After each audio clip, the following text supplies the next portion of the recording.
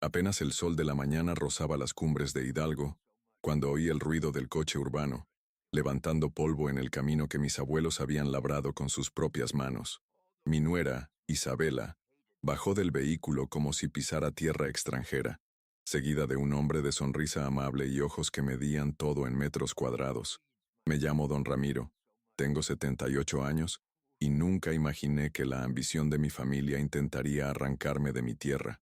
Estaba de rodillas, donde paso la mayor parte de Modicimner, mis días con las manos en la tierra cuidando lo que es mío. Fue entonces cuando su voz cortó el aire, nítida como un cristal roto. «Deja de deservar el jardín, suegrino», gritó, para que el inversionista pudiera oírla. «Estás arruinando el futuro de nuestra familia con esta suciedad». La palabra «suciedad» resonó entre los antiguos robles, un insulto no para mí, sino para generaciones de recuerdos que viven en este suelo. Esta propiedad no es solo un terreno en los valles de Hidalgo, es el corazón de mi existencia. Los muros de adobe de la casa que construí con mi padre respiran historias de veranos calurosos e inviernos fríos. El patio, donde mi difunta esposa y yo vimos crecer a nuestros hijos, retiene el eco de sus risas. Cada herramienta desgastada, apoyada en el cobertizo, tiene la forma de mis manos, moldeadas por décadas de trabajo honesto. El aire aquí no huele a progreso ni a dinero, huele a tierra mojada, humo de leña y la silenciosa promesa de que, después de cada noche, el sol volverá a salir. Es un mundo de paciencia y ciclos, un santuario de tradición que mi nuera, con sus zapatos de tacón y sus planes de condominios de lujo, solo ve como un obstáculo rústico y decadente, un retraso en su camino hacia un futuro que cree superior. Me ven como una reliquia, un viejo testarudo cuya piel curtida por el sol y manos gruesas como raíces de árbol son un recordatorio de una pobreza que se esfuerzan por olvidar. Mi rostro rara vez sonríe, es cierto, pues la vida en el campo enseña más sobre seriedad y respeto que frivolidad. Mis movimientos son lentos, calculados, no por la debilidad de la edad, sino por la sabiduría de quien conoce cada centímetro de su tierra, cada cambio en el viento, cada secreto que guarda la tierra. Para mi familia de ciudad, soy un obstáculo, el guardián de un pasado que quieren demoler, pero soy, en verdad, el guardián silencioso de un futuro que no pueden ver, un secreto que florece en la oscuridad, bajo las raíces de los robles protegido por un celo casi sagrado. Mi nuera, Isabela, es producto de la ciudad, pragmática, ambiciosa y con una mirada impaciente que parece escudriñar el mundo en busca de oportunidades de negocio. Viste ropa cara que aquí en el campo parece un disfraz.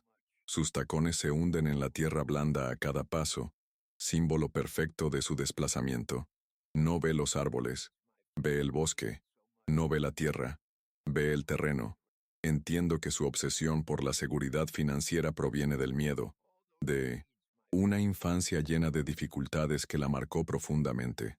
Cree que la felicidad se construye con cemento y se mide en hojas de cálculo de retorno de la inversión.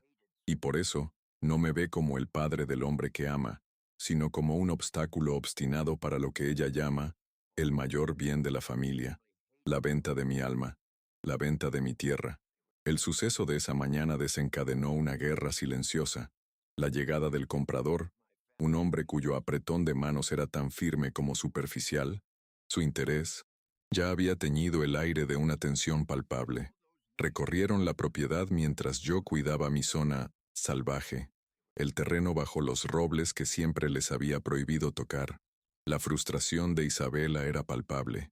Quería un escenario limpio, un producto bien empaquetado para su cliente, y mis malas hierbas, como ella las llamaba, arruinaban esa fachada.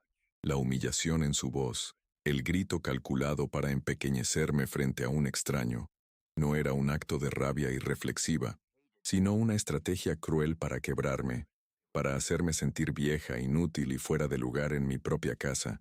Mi respuesta fue el silencio, un silencio más pesado y devastador que cualquier grito que pudiera haber proferido. Lentamente, con la dignidad que me quedaba, me puse de pie. Me sacudí la suciedad de los pantalones, no con rabia, sino con la delicadeza de quien limpia algo sagrado. La miré fijamente, y en mi mirada no encontró el dolor que esperaba, sino un desprecio gélido, forjado en una profunda decepción. Dejé que el silencio se prolongara, dejando que la vergüenza los agobiara a ella y al inversor. En ese momento, no era un viejo granjero, era un rey en su castillo asediado, y mi silencio era el muro impenetrable que protegía mi orgullo. Le dejé claro sin una sola palabra que había cruzado una línea de la que no habría fácil retorno. Antes de continuar con esta historia, que me pesa en el alma como la tierra después de una larga lluvia, les pido un momento de atención. Si estas palabras les resuena de alguna manera, por favor denle a me gusta, suscríbanse al canal y díganme en los comentarios dónde me escuchan. Su apoyo, incluso a la distancia, es un bálsamo para una herida aún abierta. Saber que mi voz llega más allá de estos valles me da la fuerza para seguir diciendo la verdad, por muy dolorosa que sea. Les agradezco sinceramente su compañía en este camino. Mi hijo Mateo presenció toda la escena. Vi en sus ojos la lucha que se desataba en su interior. Por un lado, la lealtad al padre que le enseñó a caminar por esta tierra. Por el otro, los ambiciosos planes de su esposa, la promesa de un futuro que él mismo parecía desear. Se quedó allí, paralizado entre dos mundos, y su inacción fue, para mí, una puñalada tan dolorosa como las palabras de Isabela. Él era el puente entre mi pasado y su futuro, y esa mañana, el puente se derrumbó. Su vacilación para defenderme, para honrar su propia sangre, reveló lo lejos que la ciudad lo había alejado de sus raíces, lo profundo que era el abismo que ahora nos separaba. No soy ajeno a sus luchas. Escucho las tensas llamadas de Isabela, las conversaciones susurradas sobre deudas y la presión por mantener un estilo de vida que parece un escaparate. Hablan de sumas de dinero que, para mí, parecen abstracciones, números en papel que no significan nada comparados con el valor de una lluvia oportuna o una cosecha abundante. Quieren vender esta propiedad, que valoran en millones de pesos, para liberarse de las cadenas doradas que ellos mismos forjaron en la Ciudad de México. No entienden que la verdadera riqueza no reside en el precio de la tierra, sino en no tener precio, en pertenecer a un lugar que también te pertenece. Y bajo los robles centenarios yace mi mayor secreto. La ironía de toda esta situación, la zona que Isabela llama tierra, el terreno que quiere limpiar con un tractor, es donde cultivo, con conocimientos ancestrales transmitidos de padre a hijo, algo que vale más de lo que ella puede imaginar. Hablo de esta zona con una reverencia que ellos confunden con terquedad. Es una sabiduría que no se aprende en los libros de agronomía, sino que se siente con las manos y se escucha en el silencio de la madrugada.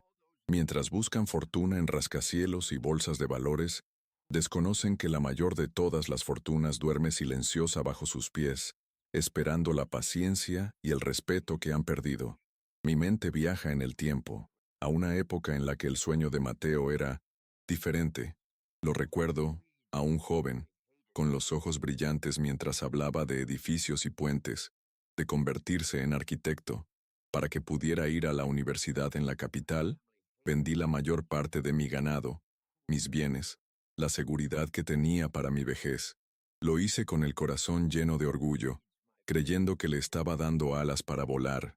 Nunca imaginé que esas alas lo llevarían tan lejos de mí, a un mundo donde conocería a Isabela y aprendería a ver los orígenes de su padre no como cimientos, sino como cimientos obsoletos que necesitaban ser demolidos para construir algo nuevo y mejor. Desde el enfrentamiento, la casa se ha convertido en un mausoleo de palabras no dichas. El silencio ya no es mi arma, sino una prisión que compartimos. Isabela evita mi mirada, y Mateo se mueve por la casa con la cautela de quien pisa un cristal roto, con el rostro entre la culpa y la frustración. Me he convertido en un fantasma en mi propia casa, una presencia persistente que les recuerda, una realidad que prefieren ignorar. Continúan con sus planes como si yo no existiera, dejando los folletos brillantes del condominio de lujo sobre la mesa de la cocina, una burla silenciosa, un recordatorio constante de que, para ellos, mi mundo ya está condenado. El promotor, ese hombre de sonrisa vidriosa y reloj caro, representa todo lo que desprecio. Sus planes, que expone con un entusiasmo artificial, son una sentencia de muerte para todo lo que amo. Habla de optimizar el espacio, de crear un estilo de vida exclusivo, pero las imágenes de sus catálogos solo muestran cajas de hormigón estériles, idénticas entre sí, plantadas en el terreno donde ahora respiran mis robles centenarios. Quiere vender una ilusión de naturaleza, pero para ello, primero debe destruir la naturaleza real, el alma de este lugar, y mi familia está dispuesta a echarlo. En mi vieja cómoda, guardo una foto descolorida de mi nieto, hijo de Mateo e Isabela. Sus ojos, aún inocentes, son los mismos que los de Mateo de niño. Es por él que guardo mi secreto. Es por él que resisto. Esta lucha no es solo por mí, sino por el legado que quiero dejarle. No un legado de dinero ni propiedades, sino de identidad, de pertenencia.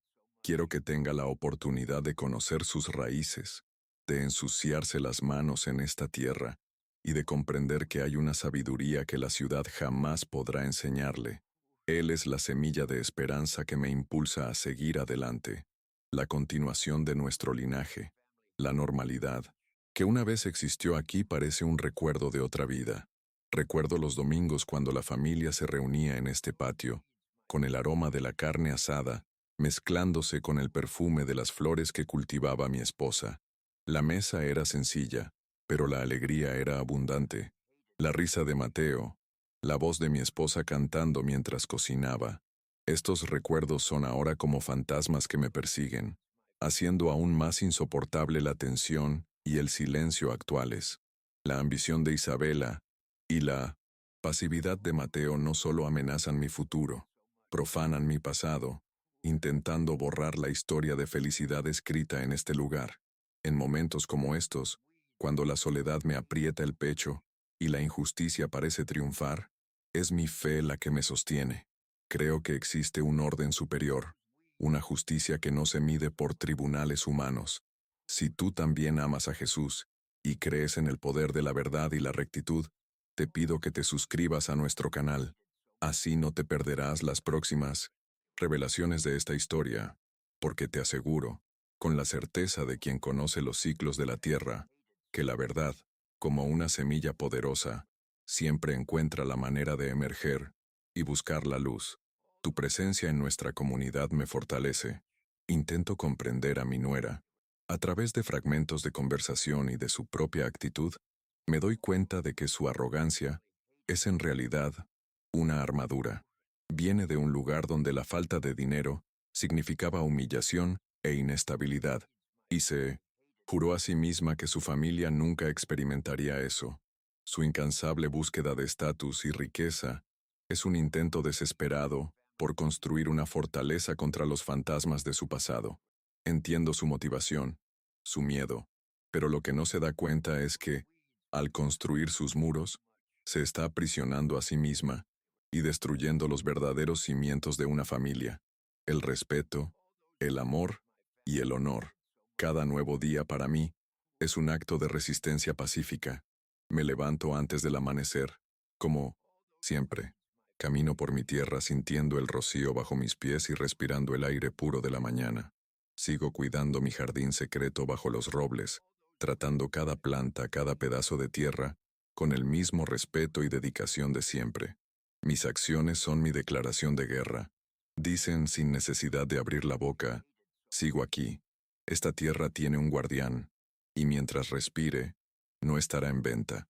Mi rutina es mi manifiesto. Mi terquedad es mi trinchera. Mi vecino, Inocencio, un hombre, tan viejo y arraigado a la tierra como yo, observa el lujoso coche de Isabela ir y venir. No necesita palabras para comprender lo que ocurre. El mismo buitre lleva años sobrevolando su propiedad.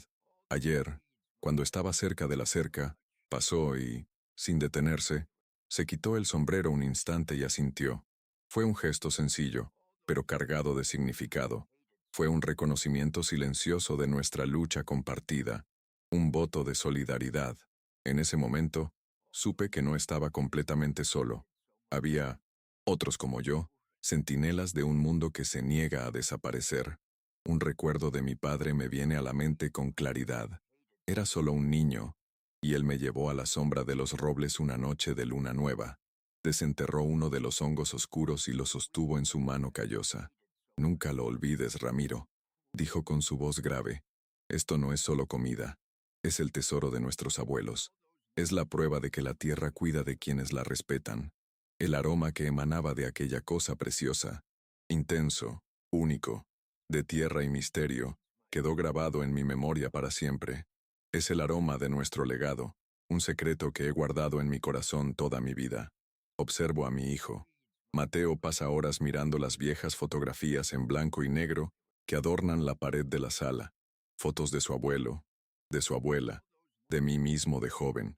Su rostro es un lienzo proyectado con confusión, culpa y un anhelo que él mismo no parece comprender.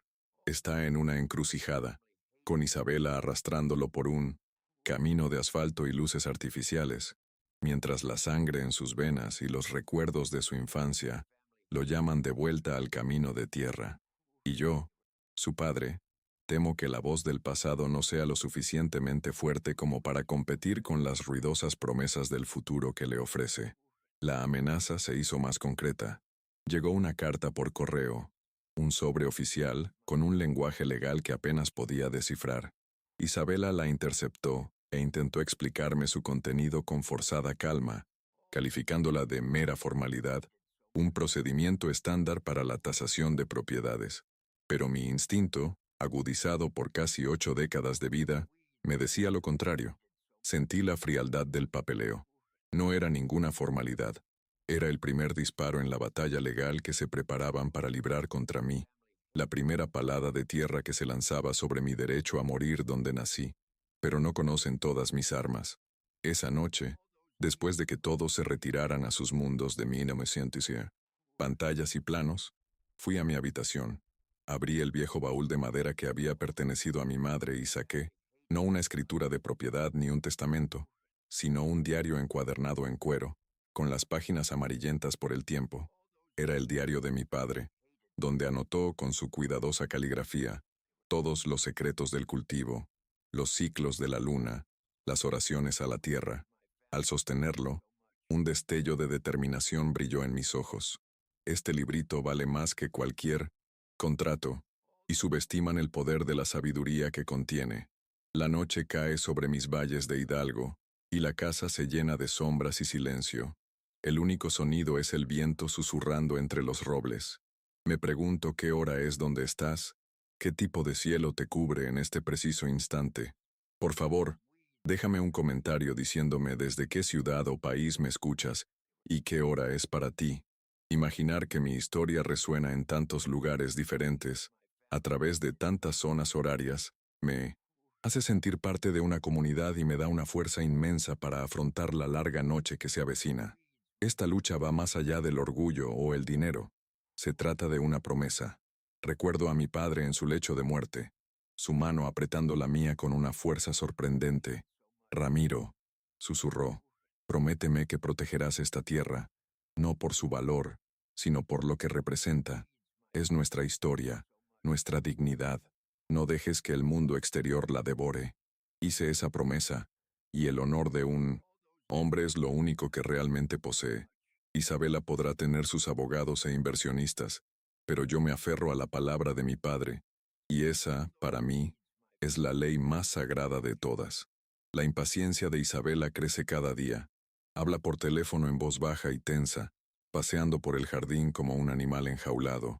Ha empezado a sacar cintas métricas y a tomar notas en un cuaderno, observando mi casa, mis árboles, con una mirada clínica, como un cirujano planeando una amputación. La palabra que más usa es potencial. Esta zona tiene muchísimo potencial, le dice a Mateo mirando mi huerto. Para mí, esa palabra suena a enfermedad, a eufemismo de destrucción, a justificación para transformar algo vivo y con alma en un producto muerto y sin espíritu. A veces siento que la tierra misma reacciona a esta amenaza. Los robles centenarios, que siempre han sido centinelas silenciosos de nuestra familia, parecen más oscuros. El viento que pasa entre sus hojas Suena como un lamento. Les hablo, como me enseñó mi abuelo. Les pido fuerza. Siento el dolor de la tierra al imaginar el peso del hormigón sobre ella, la agonía de ver sus raíces y recuerdos sofocados por la codicia. Esta no es solo mi lucha, es la lucha de la tierra por sobrevivir, por seguir albergando innumerables vidas que los ojos apresurados de la ciudad no pueden ver. Miro el retrato de mi esposa, colgado en la pared de la sala. Su sonrisa serena siempre me ha traído paz. Recuerdo su consejo, dado en una ocasión en que mi orgullo me cegó. Los orgullosos construyen muros, Ramiro, me dijo con dulzura. Sé como el río, que con paciencia siempre encuentra la manera de sortear la piedra más dura. Sus palabras resuenan en mi interior ahora, un faro en la oscuridad.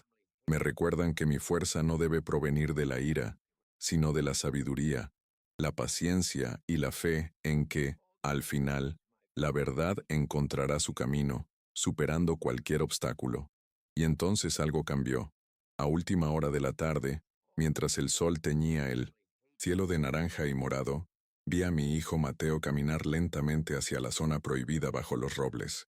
No venía con la arrogancia de Isabela, ni con la vacilación que lo había paralizado antes. Caminaba con determinación, con una curiosidad que no le había visto en años. Había una mirada inquisitiva en su mirada. Lo observé desde el porche, con el corazón latiendo con una cautelosa esperanza. En ese momento, él no era el esposo de Isabela, el arquitecto de la ciudad. Era simplemente mi hijo, regresando a la tierra. El primer acto de esta tragedia familiar terminó con una revelación silenciosa. Vi a Mateo arrodillarse, imitando el gesto que me había visto hacer tantas veces. Dudó un momento, luego hundió las manos en la tierra oscura y blanda. Observé cómo sus dedos encontraban lo que buscaban y desenterraba uno de los tesoros. Se lo llevó a la nariz, y la expresión que cruzó su rostro fue una mezcla de sorpresa, asombro y un repentino redescubrimiento de un recuerdo de la infancia. El secreto de nuestra familia, el oro negro de Hidalgo, estaba ahora en sus manos. Su mundo, el mundo de Isabela, estaba a punto de trastocarse. La semilla de la verdad, por fin había germinado. El teléfono de Mateo sonó, rompiendo el silencio sagrado de la tarde. A través de la ventana, vi a mi hijo gesticular, con una voz que mezclaba incredulidad y euforia. Se giró hacia Isabela con los ojos abiertos. «¡Es trufa!», exclamó, una palabra que sonaba extraña y foránea en nuestro valle. «El chef dijo que es oro negro, que vale una fortuna». La reacción de Isabela fue una metamorfosis a cámara lenta. La sorpresa inicial dio paso a una incredulidad escéptica, que rápidamente se disolvió en un destello de codicia en sus ojos.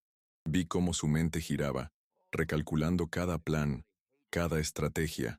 La tierra del viejo testarudo se había convertido en un billete de lotería premiado, y la expresión de su rostro no era de alegría, sino de hambre depredadora. Se me acercó momentos después, no con una disculpa, sino con el aplomo de una empresaria a punto de cerrar un trato. Su fachada de nuera respetuosa se había desvanecido, revelando a la agente inmobiliaria que se escondía tras ella. «Suegro», dijo con fría formalidad, «tenemos que hablar de negocios. Al parecer tiene un activo muy valioso en esta propiedad, y necesitamos una estrategia para maximizar su potencial». Habló como si yo fuera una empleada, y el terreno una empresa. Su incapacidad para reconocer la humillación que me había causado, su prisa por convertir mi legado en ganancias, fue más ofensiva que su protesta inicial. La avaricia había borrado cualquier rastro de vergüenza que pudiera haber sentido. Mi respuesta fue la misma que a su insulto. Silencio. Simplemente la miré fijamente un buen rato, dejando que sus palabras formales flotaran en el aire y se volvieran ridículas en el contexto de mi casa de adobe. Luego le di la espalda y caminé lentamente hacia el cobertizo para limpiar mis herramientas. La oí resoplar de frustración.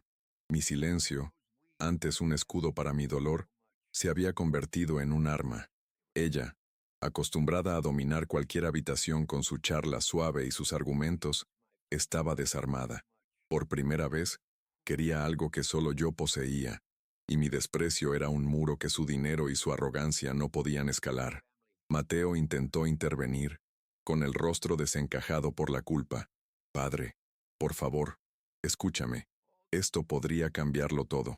Podemos pagar nuestras deudas, darle a nuestro hijo un futuro mejor. Intentó ser el puente, el mediador, pero sus palabras estaban teñidas por la misma ambición que impulsaba a su esposa. Estaba emocionado por el descubrimiento, pero avergonzado de cómo había sucedido. Quería el tesoro, pero no quería lidiar con el dragón que lo custodiaba, el padre al que había permitido humillar. Estaba atrapado entre la lealtad familiar y la promesa de riqueza fácil, y su debilidad era evidente en cada palabra suplicante. Un recuerdo de su infancia me asaltó con dolorosa claridad. Recuerdo haberlo llevado de pequeño a la sombra de los robles. Esta tierra no es nuestra, mijo, le dije, poniendo su manita en la tierra. Nos pertenece. Si la respetas, siempre te cuidará. Me miró con ojos llenos de asombro y comprensión. ¿Dónde estaba ese niño ahora? ¿Cómo podía olvidar la lección más fundamental que intenté enseñarle? La ciudad lo había seducido con sus promesas de hormigón y cristal, haciéndole olvidar que los cimientos más fuertes son los invisibles, los arraigados en la tierra y la tradición. La presión de Isabela sobre Mateo se volvió implacable. Por las noches, los oía discutir en voz baja en su habitación. Sus palabras eran agudas, llenas de urgencia. Es nuestra única salida, Mateo. ¿No lo entiendes? Esta es la solución a todos nuestros problemas. Y fue entonces cuando comprendí la verdadera gravedad de su situación. No era solo ambición, querer más. Era desesperación. El brillante futuro que proyectaban al mundo era una fachada, y tras ella se escondía un abismo de deudas a punto de engullirlos. Las trufas no eran un lujo, eran su sustento. Mientras ellos trazaban sus planes, me refugié en mi rutina. Cultivar esa tierra sagrada se convirtió en algo más que un simple trabajo. Se convirtió en un ritual, una oración silenciosa. Cada movimiento, cada herramienta, cada instante arrodillado en la tierra, era un acto de desafío al mundo materialista que buscaba invadir mi santuario. Ellos solo veían el valor monetario de lo que yo producía, pero para mí, el valor era espiritual. Era la comunión con mis antepasados, prueba viviente de que su sabiduría aún florecía, y no permitiría que este legado se transformara en una simple mercancía para pagar las deudas de una vida que no elegí. Isabela, pragmática como siempre, se sumergió en la investigación, compró libros caros de micología y pasó horas en línea leyendo artículos sobre el cultivo de trufas en Europa, pero pronto se apoderó de ella una creciente frustración. Descubrió que el conocimiento no era universal. Las trufas de Hidalgo, nuestras trufas, eran una variedad única, adaptada a este microclima, a este suelo específico, a la sombra de estos robles centenarios. La sabiduría para cultivarlas no estaba en ningún libro ni sitio web. Estaba en mis manos, en mi memoria, y en generaciones de secretos susurrados de padre a hijo. Podría tener todo el dinero del mundo, pero no podría comprar mi alma. Al ver que el enfoque directo había fracasado, cambió de táctica y recurrió a una manipulación más sutil y cruel. Un fin de semana, trajo a mi nieto, su hijo, a la granja. Lo animó a acercarse a mí mientras trabajaba, a hacerme preguntas, a abrazarme. Usó la inocencia del niño como llave para intentar abrir la puerta de mi corazón endurecido, pero descubrí su estratagema. Abracé a mi nieto con todo mi amor, pero cuando Isabela me miró con una sonrisa expectante, mi rostro permaneció inmóvil. No mezclaría el amor puro que siento por mi nieto con sus juegos sucios. La primera revelación de la profundidad de su desesperación llegó durante una discusión particularmente acalorada entre ella y Mateo, que escuché desde mi habitación. «No tenemos otra opción», gritó, con la voz quebrada por el pánico. «El banco nos va a quitar el apartamento. Estamos al borde de la quiebra, Mateo. Despierta». La palabra «quiebra» flotaba en el aire, pesada y desagradable. Así que eso era. La prisa, la agresividad, la falta de escrúpulos. Era el miedo de un animal acorralado. Comprender su pánico no despertó mi compasión, sino que fortaleció mi determinación. Habían creado su propia trampa con sus decisiones, y ahora querían que mi legado fuera el cebo para liberarlos. Con esta nueva información, su actitud tenía un sentido terrible. Su falta de respeto no solo nacía de la arrogancia, sino del terror. Sin embargo, esto no los excusaba. Al contrario, hacía sus acciones aún más despreciables. Estaban dispuestos a sacrificar mi paz, mi dignidad y nuestra historia familiar en aras de sus malas decisiones financieras. No querían construir un futuro, ansiaban desesperadamente borrar los errores de su pasado reciente y estaban dispuestos a usar mi mundo como borrador. Mi tierra no sería el pago por su irresponsabilidad. Las llamadas de la promotora se hicieron más frecuentes y la presión externa aumentó la tensión en la casa. Vi a Isabela contestar el teléfono, forzando una sonrisa y una voz tranquila, tejiendo una red de mentiras y excusas para ganar tiempo. Solo estamos ultimando algunos detalles familiares, la oí decir. Estamos totalmente interesados, no te preocupes. Cada mentira que decía parecía envenenar aún más el ambiente de la casa, creando una red de engaños que nos asfixiaba a todos. Estaba haciendo malabarismos con cuchillos, y era solo cuestión de tiempo antes de que todo se derrumbara. Isabela intentó un nuevo enfoque conmigo, esta vez disimulado por la preocupación.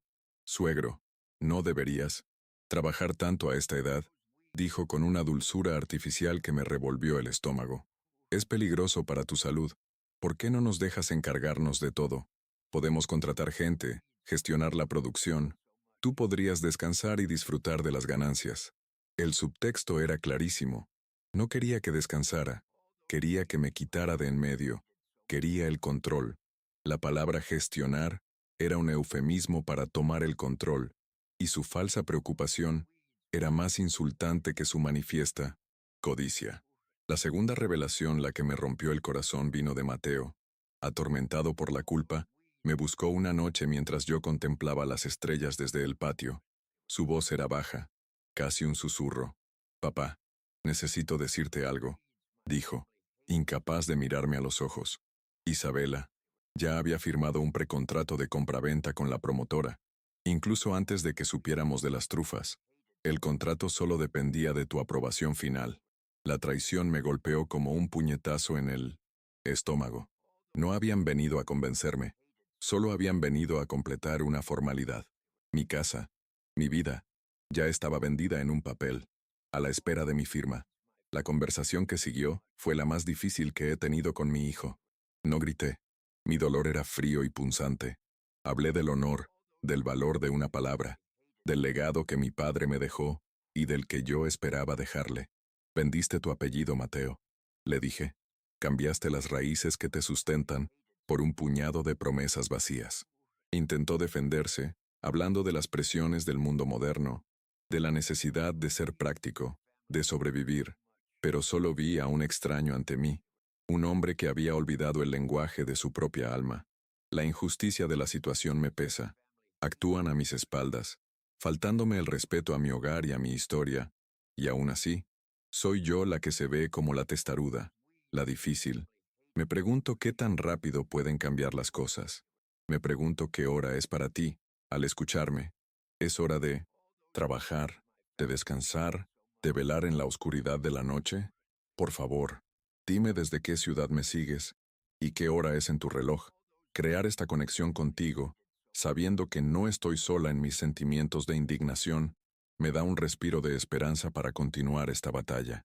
El recuerdo de mi difunta esposa, durante su larga enfermedad, me atormenta. Los médicos de la ciudad querían que la hospitalizáramos, que la sometiéramos a tratamientos costosos que requerirían la venta de parte de nuestro terreno. Juntos decidimos no hacerlo. La cuidamos aquí, en casa, con remedios naturales y con la dignidad que merecía. Enfrentamos las dificultades sin vender ni un centímetro de nuestro terreno, porque comprendimos que la tierra era parte de quienes éramos, parte de nuestra fuerza. El contraste con la disposición de mi hijo a venderlo todo para resolver sus problemas financieros me llena de profunda tristeza, una sensación de fracaso como padre. La arrogancia de Isabela alcanzó un nuevo nivel. Una mañana, un hombre de traje llegó en un coche urbano. Ella lo presentó como un agrónomo, un especialista que había venido a evaluar el potencial de producción. El hombre, con aire de superioridad, caminaba por mi campo de cultivo, tomando notas en una tableta. Apenas me miró antes de empezar a dictar sus recomendaciones. Necesitamos riego por goteo, análisis químicos del suelo y probablemente la introducción de esporas más productivas. Tendremos que eliminar algunos de estos robles antiguos para optimizar la luz solar. Habló de destruir el ecosistema que había tardado siglos en formarse. Lo escuché pacientemente. Cuando terminó su discurso presuntuoso, le hice una sola pregunta, con una calma que lo desarmó. Señor, dije, ¿cómo se llama el viento que sopla del este en este valle durante la temporada de lluvias y cómo afecta la humedad bajo las hojas de los robles? El experto guardó silencio, parpadeando, completamente perdido. Sus conocimientos teóricos no respondían a la sabiduría de la tierra. Con otra pregunta sobre la composición de la arcilla local, revelé su completa ignorancia. Balbuceó unas disculpas y se fue, humillado. Isabela me fulminó con la mirada, su ira palpable.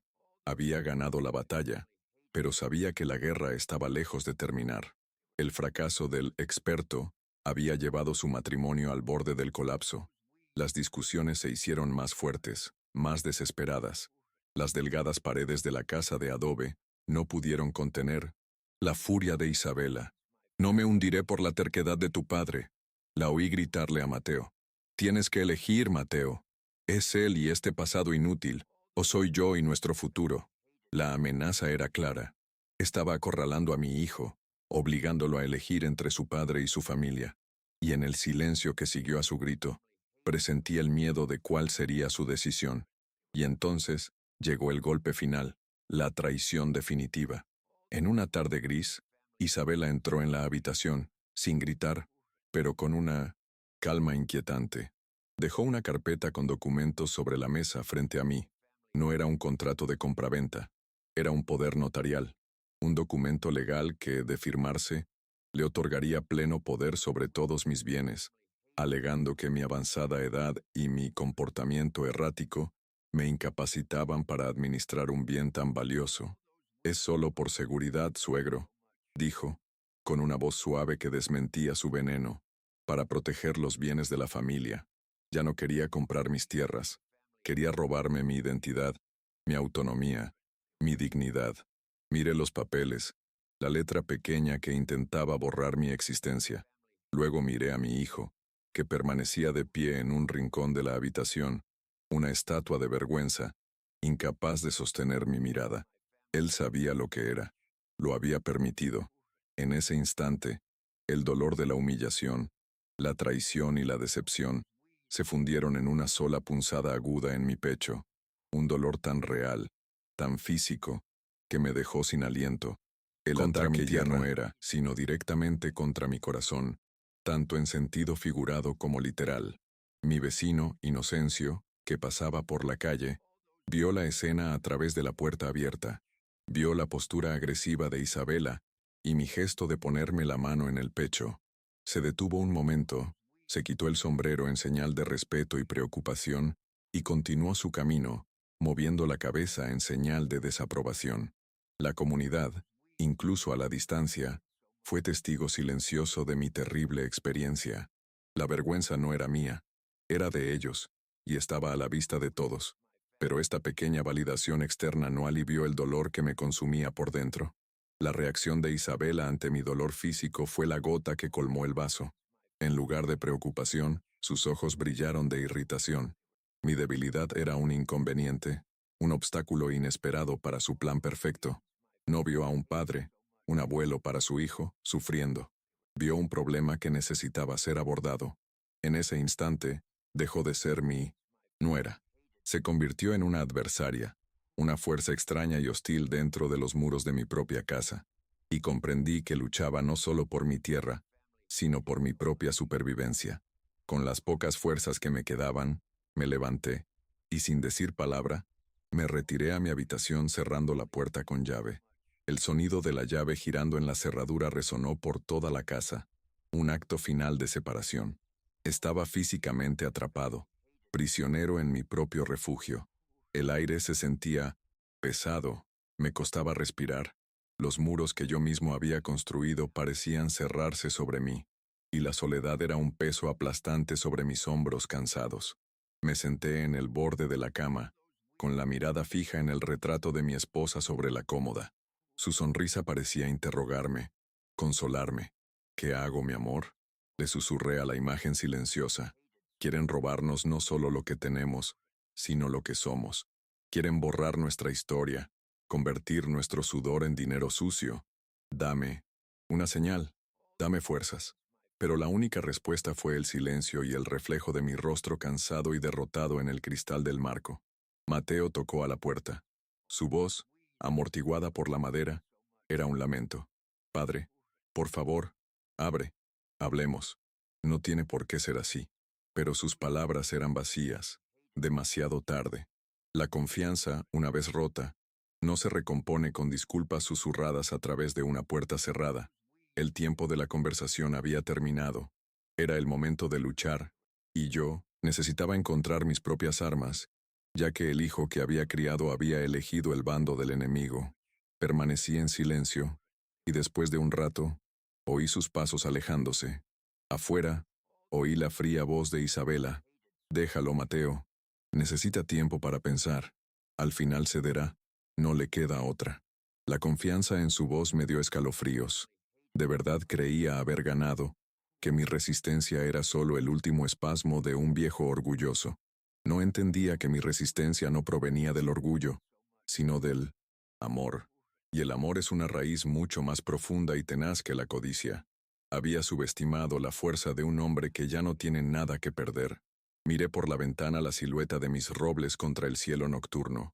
Parecían gigantes tristes y cansados, guardianes de un reino a punto de caer.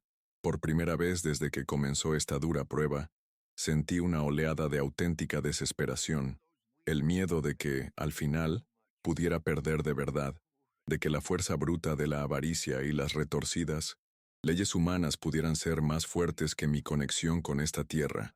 La duda era un veneno, y la sentía extenderse por mis venas. Recordé de nuevo las palabras de mi padre. La tierra no perdona el orgullo. Reflexioné sobre el orgullo de Isabela, que la cegaba ante las verdaderas riquezas que le aguardaban. Pero, en un momento de dolorosa autocrítica, también cuestioné mi propio orgullo. ¿Era mi terquedad, mi silencio, la mejor manera de luchar? ¿O acaso mi orgullo me impedía encontrar una solución, aislándome y quizás dañando al nieto que tanto deseaba proteger?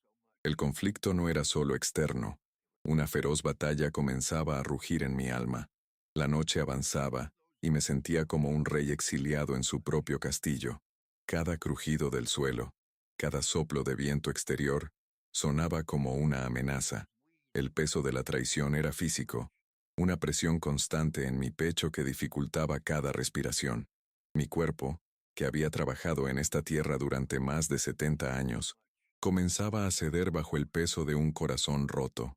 Era un viejo roble, fuerte por fuera, pero con el corazón consumido por la podredumbre del dolor.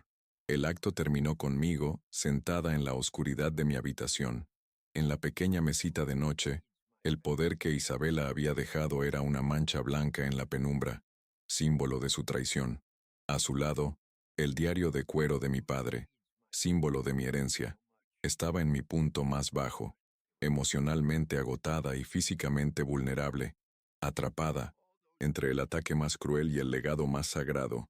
La indignación era una brasa ardiente en mi pecho, y la única pregunta que me quedaba era, ¿aún tenía la fuerza para avivarla y convertirla en fuego? Tras un día y una noche encerrado en mis recuerdos y mi dolor, la llave giró en la cerradura. Salí de mi habitación no como un hombre derrotado, sino con la fría calma de una helada preamanecer. Crucé la habitación sin mirar a Isabela ni a Mateo, quienes me observaban como un fantasma. Mis pasos no vacilaron. Tenían un destino claro. Mis robles, mi tierra.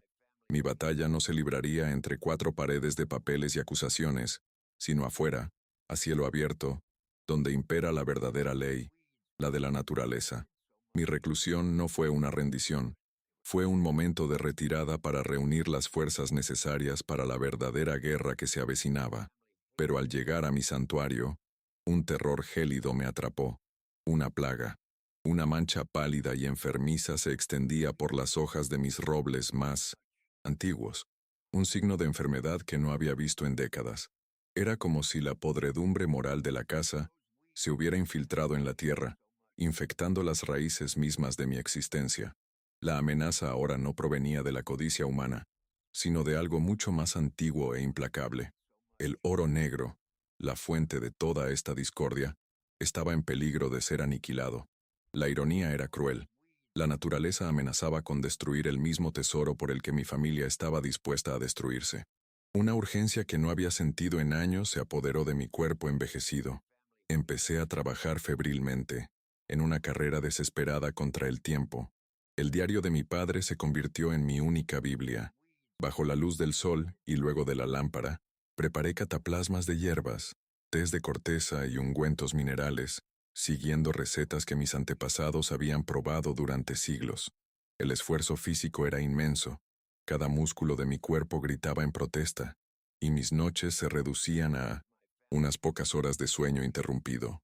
Pero no podía parar. No solo estaba salvando árboles, estaba luchando por el alma de mi linaje. Me observaban desde lejos, desde el porche de la casa, como si presenciaran un espectáculo incomprensible. Mateo, paralizado por la culpa, no se atrevió a acercarse. Isabela presentía, veía la situación con el pánico de un inversor cuyo principal activo se devalúa cada hora. Su mente pragmática no podía procesar la escena. Un anciano combatiendo una plaga con oraciones y remedios terrenales, en lugar de pesticidas y tecnología. Para ella, mi dedicación no era un acto de amor, sino locura. Una terquedad que ponía en peligro el futuro financiero que ya consideraba suyo. Se le agotó la paciencia. Se acercó a mí, teléfono en mano. Suegro, esto es ridículo, dijo con la voz cargada de frustración. Puedo llamar a un verdadero experto de la universidad, alguien que entienda la fitopatología moderna. Podemos resolver esto con ciencia, no con superstición. No ofreció ayuda. Ofreció un sustituto. Quería, una vez más, imponer sus soluciones a un mundo que no entendía las mías. La ignoré por completo, sin siquiera levantar la vista del cataplasma que estaba aplicando al tronco de un roble enfermo. Mi silencio fue mi respuesta más elocuente, dejando claro que su ciencia no era bienvenida en mi territorio sagrado. Los días transcurrían a un ritmo frenético, y algo en la percepción de Isabela empezó a cambiar. La vi observándome, ya no con impaciencia, sino con una curiosidad vacilante. Me vio levantarme antes del amanecer y trabajar hasta bien entrada la noche. Vio el agotamiento grabado en mi rostro, pero también una dedicación inquebrantable que desafiaba la lógica. Creo que, por primera vez, no veía un obstáculo ni una ventaja. Veía a un guardián, a un hombre que libraba una batalla solitaria y desesperada, no por dinero, sino por algo mucho más profundo, algo que su mundo de contratos y hojas de cálculo no podía nombrar, pero que su corazón comenzaba a reconocer. Una tarde, mientras aplicaba medicina a una rama, el recuerdo de mi esposa me golpeó como una ola. Recordé haberla cuidado con la misma dedicación durante su enfermedad, preparándole tés, tomándole la mano durante las largas noches. La yuxtaposición de esos recuerdos con mi lucha actual, la sensación de luchar una vez más por salvar algo que amaba con desesperación, fue demasiado para mí. Mis rodillas cedieron y caí al suelo, no por el agotamiento de mi cuerpo, sino por el peso aplastante de mi alma. El dolor de todas mis posibles pérdidas, mi esposa, mi hijo, mi tierra, se condensó en un solo momento de silenciosa agonía. Cayó la noche, fría y sin estrellas. La plaga parecía avanzar, impasible ante mis esfuerzos. Me senté en la oscuridad, apoyado en el tronco de un roble, completamente derrotado. El diario de mi padre había caído a mi lado. No me quedaban fuerzas. El silencio del valle parecía burlarse de mi insignificancia. El viejo resto, no por ejércitos enemigos, sino por el paso del tiempo y la fragilidad de su propio cuerpo. La oscuridad que me rodeaba era un reflejo de la oscuridad que se había apoderado de mi espíritu. Era el fin. Mientras tanto, en la casa, Isabela observaba mi silueta inmóvil en la oscuridad. El conflicto interior, que llevaba días gestándose, finalmente estalló. La ambiciosa agente inmobiliaria, la esposa aterrorizada por las deudas, la nuera arrogante, todas libraban una batalla final contra una nueva sensación, una vergüenza aplastante y un respeto aterrador. Miró las manos cuidadas que habían firmado acuerdos preliminares e intentaron despojarme de mi dignidad. Y luego me miró a mí, un anciano derrotado que había luchado por esos árboles con más ahínco que ella por cualquier otra cosa en su vida. Tomó una decisión. No fue lógica ni estratégica. Fue una rendición. En lugar de llamar a un especialista, fue a la cocina, el lugar donde mi esposa solía tararear. Con manos vacilantes, calentó agua y preparó una simple taza de café caliente. Un gesto tan mundano, tan humano, que en nuestro contexto de la Guerra Fría, se convirtió en un acto de profundo significado. Fue una bandera blanca, una ofrenda de paz, un reconocimiento de que sus armas eran inútiles en ese campo de batalla. Con la taza humeante en las manos, caminó hacia mí en la oscuridad. Cada paso sobre la tierra blanda, con sus zapatos que le quedaban mal, era un paso más allá de su mundo y hacia el mío. Estaba cruzando la frontera, dejando atrás la arrogancia, el miedo y las intenciones, y acercándose con solo un gesto de precaución. La tenue luz de la casa iluminaba su rostro, y en él no vi a la depredadora que conocía, sino a una mujer vulnerable, tan perdida como yo. Se detuvo frente a mí y me ofreció la taza. Le temblaba un poco la mano. «Déjame ayudarte», dijo, y la voz que salió no era la de una ejecutiva, sino la de alguien al borde de las lágrimas. No sé nada de la tierra, pero he aprendido a reconocer lo valioso. Y fui una tonta. Lo más valioso aquí eres tú. Las palabras, pronunciadas con una honestidad brutal y dolorosa, rompieron el hechizo de amargura que había envuelto mi corazón. Era la confesión que necesitaba escuchar, no por mi orgullo, sino por mi alma. La miré fijamente largo rato, un silencio que contenía un universo de dolor y desconfianza. Busqué en sus ojos el engaño, una estrategia oculta, pero no encontré nada más que puro arrepentimiento y una sinceridad que la desnudó. Finalmente mi voz, ronca por la inactividad y la emoción, rompió el silencio. Esta tierra, dije lentamente, no perdona el orgullo. Hice una pausa, y entonces, la prueba final. Toma una pala. La orden era simple, pero el significado era monumental. Era una invitación al trabajo, a la humildad, a la redención mediante el esfuerzo. Sin dudarlo, dejó la taza, se dirigió al cobertizo y regresó con una pala. Sus movimientos eran torpes, la herramienta torpe en sus manos, pero había una determinación en su rostro que nunca antes había visto. Ella, a quien le repugnaba la tierra, comenzó a cavar a mi lado, bajo mi guía, preparando la tierra para uno de los remedios. Con cada palada de tierra, era como si desenterrara su propia arrogancia y la reemplazara con algo real, algo que la conectaba con el poder que ella misma había intentado destruir. Desde la ventana de la casa, Mateo observó la increíble escena. Su padre, a quien había traicionado, y su esposa, artífice de esa traición, trabajando juntos bajo la luz de la lámpara, en silenciosa comunión. La visión lo sacó de su parálisis culpable.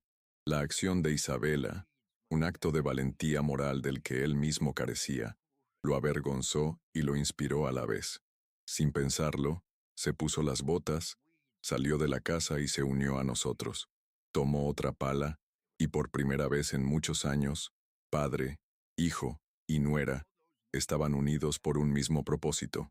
No hablar, solo trabajar. El rítmico sonido de las palas en la tierra se convirtió en la primera conversación honesta que habíamos tenido en mucho tiempo. Trabajamos juntos durante los siguientes días. La fortaleza de la juventud de Mateo e Isabela, guiada por mi experiencia, creó una poderosa sinergia. Lentamente, milagrosamente, la plaga comenzó a remitir. Las nuevas hojas que brotaron estaban verdes y sanas. Lo habíamos logrado. Contra todo pronóstico, habíamos salvado los robles.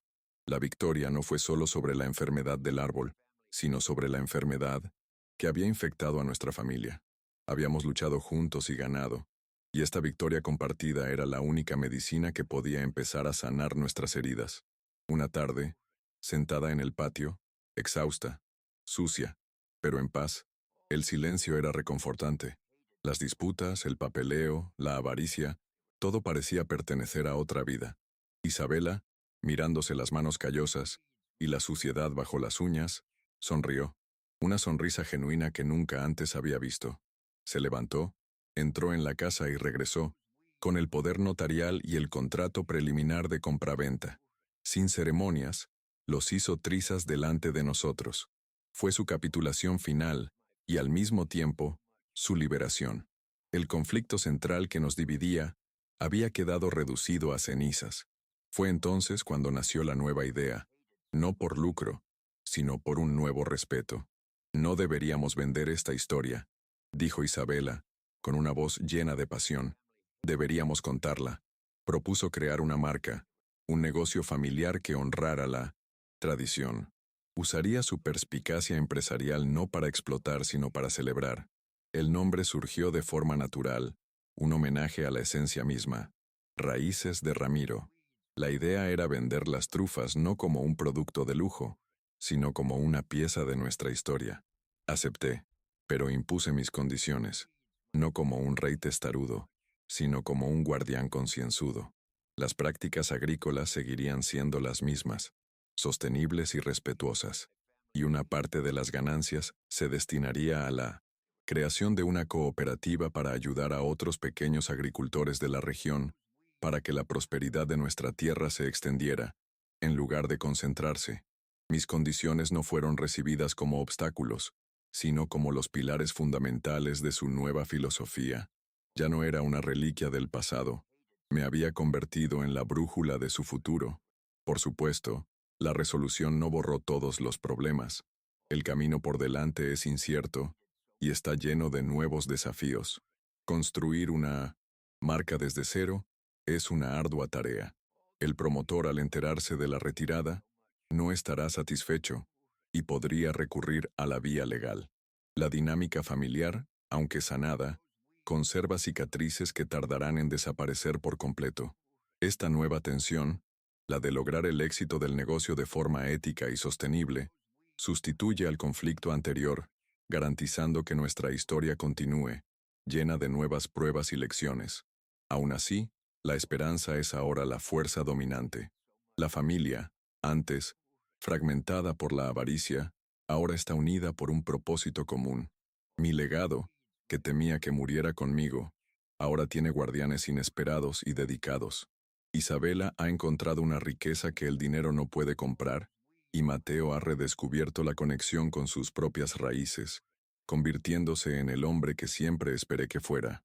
La promesa de un futuro justo y honorable es la luz que ahora ilumina nuestro camino. Años después, ya caminando con la ayuda de un bastón de roble, veo a mi nieto arrodillado en la tierra. No busca trufas. Le estoy enseñando a sentir el pulso de la tierra, a escuchar la tierra, como me enseñó mi abuelo. Isabela está de pie junto a él, no con tacones, sino con botas de trabajo, con las manos sucias de tierra y una sonrisa serena en el rostro. Me mira, una mirada que transmite una profunda comprensión, una silenciosa gratitud. El ciclo está completo. El verdadero tesoro no fue lo que la tierra produjo, sino lo que nos enseñó: humildad, paciencia y el poder redentor de la familia.